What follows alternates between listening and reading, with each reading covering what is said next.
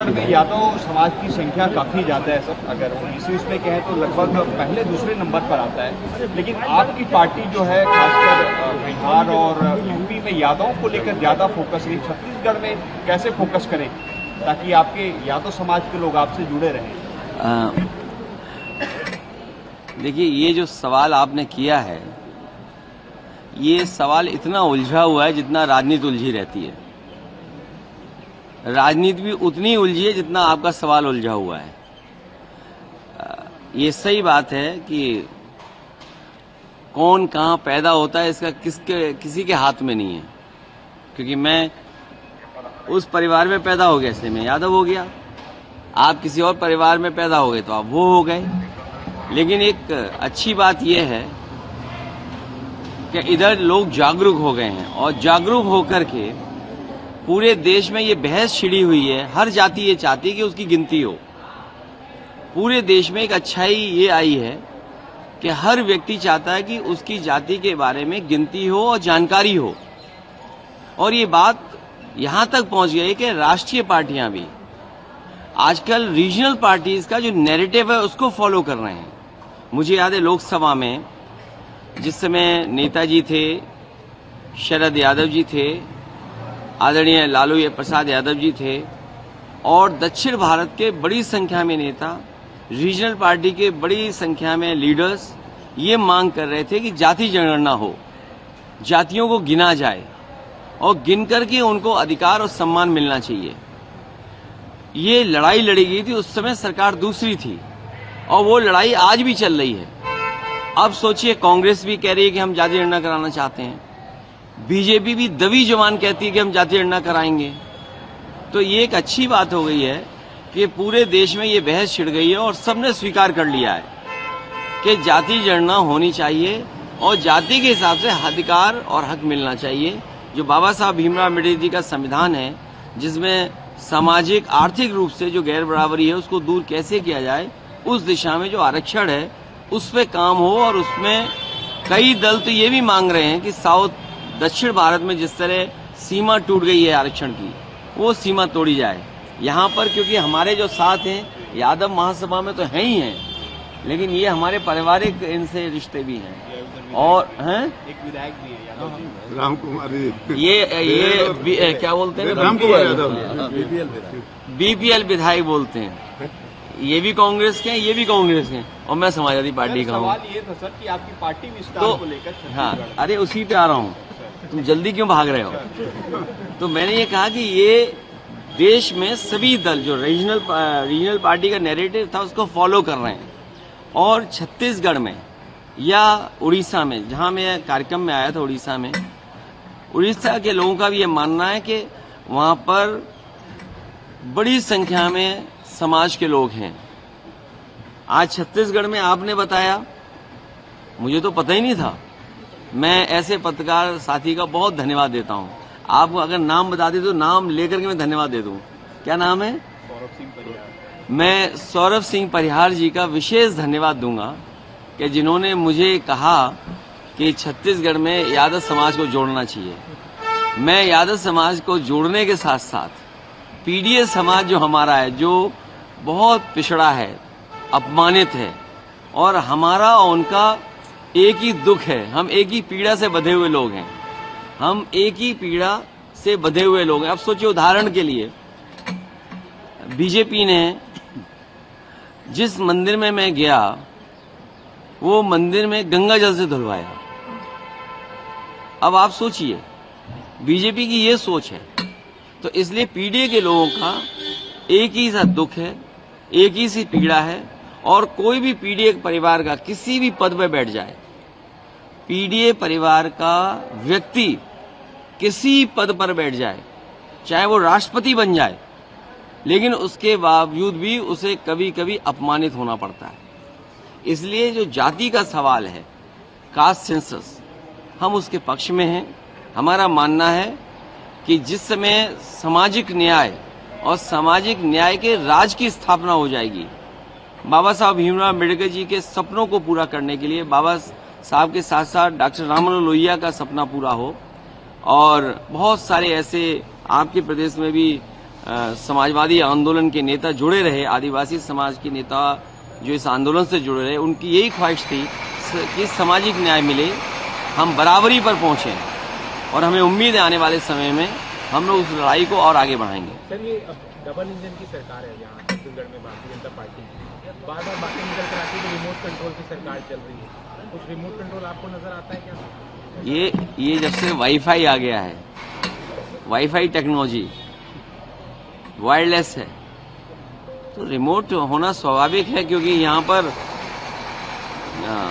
धन दौलत बहुत है, और जहाँ लाभ की जगह होगी लाभ, वहाँ बीजेपी हमेशा एक रिमोट रखती है अपने पास। लाभ की जगह पर रिमोट बीजेपी रखती है। अभी मैं बगल के प्रदेश में गया था, वहाँ भी डबल इंजन की सरकार है। वहाँ गांजा और शराब पकड़ी गई, तो एक इंजन गांजा सप्लाई कर रहा है, एक इंजन शराब सप्लाई कर रहा है, तो ये डबल इंजन है। नहीं, इसके बगल का प्रदेश, बगल के प्रदेश की खबर थी अखबार में। और हमारे तो डेली गांजा पकड़ा जाता है, कोई दिन उत्तर प्रदेश में नहीं जाता है जिस दिन गांजा ना पकड़ा जाए। अब बताइए, उत्तर प्रदेश में डबल इंजन है, गांजा कहाँ से आ रहा पता नहीं लग रहा। हम खुद सोच रहे हैं गांजा आ कहाँ से रहा है। सर, यहाँ भी डबल इंजन की सरकार है, यहाँ कुछ आपको लगता है कि सप्लाई हो रही है एक इंजन में? नहीं, वो अभी मैंने अखबार ठीक से पढ़ा नहीं। मैं अब छत्तीसगढ़ की न्यूज फॉलो करूंगा और उसके बाद आपको विस्तार से जानकारी दिया करूंगा। सर, बिहार में इलेक्शंस हैं सर, बिहार में इलेक्शंस, आपकी पार्टी भी महागठबंधन का एक हिस्सा है। तो सर, अमित शाह का एक रिसेंटली एक बयान आया था राहुल गांधी की यात्रा और तेजस्वी की यात्रा को, ये यात्रा घुसपैठियों को बचाने के लिए। क्यों नासमझी की बात करते हो आप लोग और उनकी बात मानते हो आप? बिल्कुल नासमझी की बात इसलिए नहीं करनी चाहिए। 11 साल से सरकार दिल्ली में किसकी है? कोई सरकार, कोई व्यक्ति अपनी ही सरकार पे आरोप लगा रहा हो, आप सोचिए। कोई ये जो आरोप लग रहा है घुसपैठियों का, आप समझ ही नहीं पा रहे हैं। वो नंबर 2 हैं, वो नंबर 1 बनना चाहते हैं, तो आरोप किस पे लगाएंगे? तो बिना आरोप लगाए तो आगे नहीं बढ़ सकते ना आप। तो आरोप किस पे लग रहा है? ये अगर मान लीजिए घुसपैठिया आ रहे हैं, तो वो अपनी ही सरकार पे आरोप लगा रहे हैं कि भाई 11 साल से हम घुसपैठिया भेज रहे थे। अब इसका जवाब कौन देगा? अगर घुसपैठिया आ रहे थे तो सूची तो होगी ना उन पे, और फिर 11 साल से सरकार उनकी है।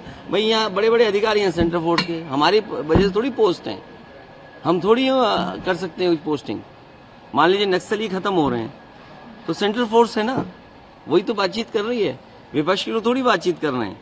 इसलिए अगर घुसपैठिए आ रहे हैं 11 साल से, तब तो उन्हें अपनी ही सरकार पे आरोप लगा रहे हैं। मैं इस सवाल को लोकसभा में जरूर पूछूंगा कि भाई मैं छत्तीसगढ़ में गया और एक पत्रकार साथी मुझे घुसपैठियों पे बात पूछ रहा था, तो घुसपैठी आ कैसे रही है बताओ 11 साल से? ये जिम्मेदारी किसकी थी? हमारी तो है नहीं जिम्मेदारी।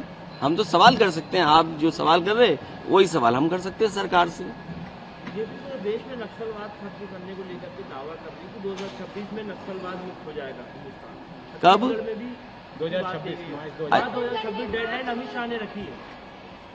देखिए, उससे महत्वपूर्ण उनकी ख्वाहिश जो थी कि हमारे किसानों की आय दोगुनी हो, हर गरीब का घर 2022 तक बन जाए, बन गया। जो सामाजिक चीजें हैं, बुनियादी चीजें, अगर उन तक नहीं पहुंचेंगे, उन्हें मुख्य धारा में लाने के लिए पढ़ाई लिखाई इलाज, उनको सुविधा नहीं दोगे आप, वो भी तो हमारे आपके जैसे लोग हैं। अगर हथियार क्यों उठा रहे हैं? उनके पास तमाम रिपोर्टें होंगी, तमाम कमीशंस हैं, तमाम इंटेलिजेंस की वो हैं, और इस प्रदेश ने तो न जाने कितना झेला है, न जाने कितने महत्वपूर्ण लोगों की जान गई है यहाँ पर, न जाने कितने लोग गए जिनकी जान चली गई यहाँ पर। तो यहाँ पे तो बहुत सारी जानकारियां होंगी, जो उनकी बुनियादी चीजें हैं, उन पे भी तो आपको सोचना पड़ेगा। बंदूक इलाज नहीं हो सकता, बुलेट इलाज नहीं हो सकता है। और फिर डिस्ट्रीब्यूशन ऑफ वेल्थ कौन करेगा? प्रति व्यक्ति आय क्या है? आप क्या बता रहे होंगे, आए होंगे दिल्ली वाले लोग, आजकल पढ़ा रहे हैं लोगों को दिल्ली वाले लोग, आपने भी पढ़ लिया होगा, उनकी बात मान ली होगी आपने। अच्छा, आपकी भी मजबूरी है, आपके पीछे, उसके पीछे और उसके पीछे जो है उनसे हमारा झगड़ा है, आपसे नहीं झगड़ा है। तो प्रति व्यक्ति आय क्या है छत्तीसगढ़ में? बताए होंगे, जाने कितनी प्रति व्यक्ति आय है? आप मुझे ये बताइए, जिन व्यक्तियों को राशन मिल रहा होगा, उन लोगों की प्रति व्यक्ति आय क्या है जो राशन पा रहे हैं छत्तीसगढ़ में? ये सब दिखा रहे हो? नहीं दिखा रहे हो, सब कैमरे बंद हैं। राज्य सरकार पर निजीकरण को लेकर प्रति व्यक्ति आय जो है, जो राशन प्राप्त कर रहे हैं, उनकी प्रति व्यक्ति आय क्या है? और फिर महंगाई, डीजल पेट्रोल कहाँ पहुंच गया? बताइए, डीजल पेट्रोल कहाँ पहुंच गया? और आप लोग भी जानते होंगे, कोविड में आपकी अगर वेतन कम हुआ होगा, आज तक नहीं बढ़ा होगा आपका। बढ़ा गया आपका वेतन? कोविड में जो कम हुआ वो बढ़ गया आपका? ये मुस्कुराहट बता रही है कि नहीं बढ़ा। राज्य सरकार हाँ, जाने दे रहे हो मुझे? Thank you. राज्य सरकार पर निजीकरण को लेकर के कई सारे हम निजीकरण के खिलाफ हैं। निजीकरण किसी को लाभ पहुंचाने के लिए होता है। गरीब जनता को लाभ के लिए अगर कोई निजीकरण है तो विचार किया जा सकता है, लेकिन बीजेपी ने हमारी देश की अर्थव्यवस्था इतनी उलझा दी कि पूरी अर्थव्यवस्था को चीन को दे दी और रही बची यहाँ बेच रहे हैं।